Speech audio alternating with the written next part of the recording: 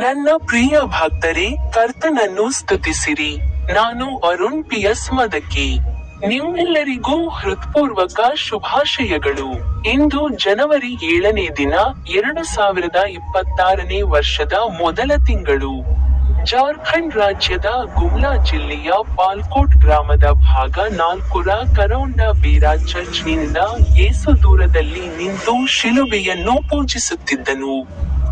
ಬೈಬಲ್ನಲ್ಲಿರುವ ಅವರ ಒಂದು ವಚನದಲ್ಲಿ ಅವರು ಹೀಗೆ ಹೇಳಿದರು. ನ್ಯಾಯಾಧೀಶರು ಅಧ್ಯಾಯ 18 ಪದ್ಯ ಸಂಖ್ಯೆ 6.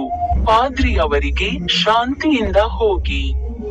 ನಿಮ್ಮ ಪ್ರಯಾಣದಲ್ಲಿ ಕರ್ತನು ನಿಮಗೆ ದಯೆ ತೋರಿಸುತ್ತಾನೆ ಎಂದು ಹೇಳಿದರು. ನಿಮ್ಮೆಲ್ಲರಿಗೂ ಹೃತ್ಪೂರ್ವಕ ಶುಭಾಶಯಗಳು. ನನ್ನ ಯೂಟ್ಯೂಬ್ ಚಾನೆಲ್ನಲ್ಲಿರುವ ಸ್ಟಿಕ್ ಬಟನ್ ಅನ್ನು ಕ್ಲಿಕ್ ಮಾಡಲು ಮರೆಯಬೇಡಿ.